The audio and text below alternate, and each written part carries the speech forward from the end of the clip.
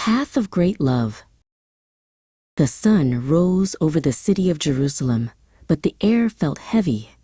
Jeshua stood before a powerful official who sat on a high stone seat.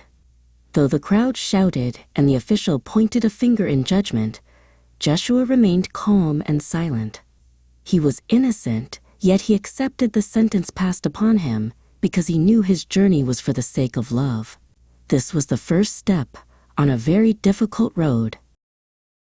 A heavy wooden cross was brought forward and laid upon Jeshua's shoulders.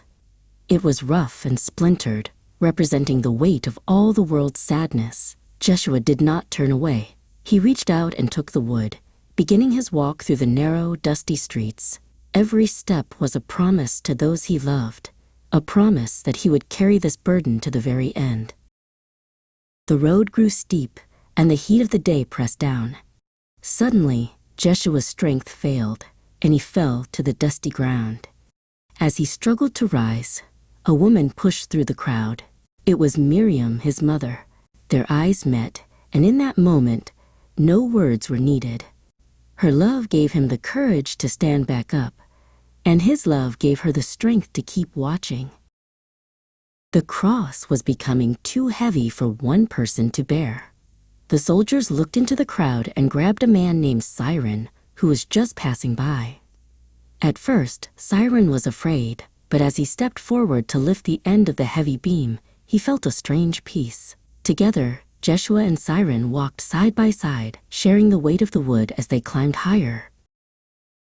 As they moved through the narrow alleys, a woman named Baron saw Jeshua's tired face, covered in sweat and dust. She did not have much to give, but she stepped out with a simple linen cloth. She gently wiped his face, offering a moment of cool relief amidst the chaos. When she pulled the cloth away, she saw the kindness in his eyes, a memory she would keep forever. For a second time, Jeshua's knees buckled and he fell. The people around him began to weep, including a young girl named Selah. Jeshua looked at the crying groups and spoke softly. He told them not to cry for him, but to take heart and care for one another. Even in his own pain, he was thinking of the children and the families who would come after him. They reached the top of the hill, called the Place of the Skull. Jeshua fell a third and final time, his body exhausted.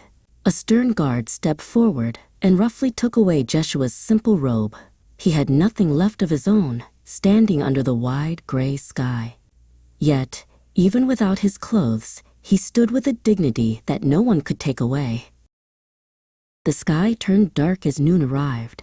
Jeshua was placed upon the cross, and the sound of hammers echoed across the hill. As he hung there, Miriam stood at the foot of the wood, her heart breaking. In his final moments, Jeshua looked down at his mother and his friends, whispering words of forgiveness. Then, bowing his head, he gave a final breath and his spirit returned home. The storm passed, leaving a quiet, somber evening. Miriam stayed by the cross as kind friends helped take Jeshua's body down. Selah approached quietly, carrying a clean linen shroud that had been prepared with sweet-smelling spices.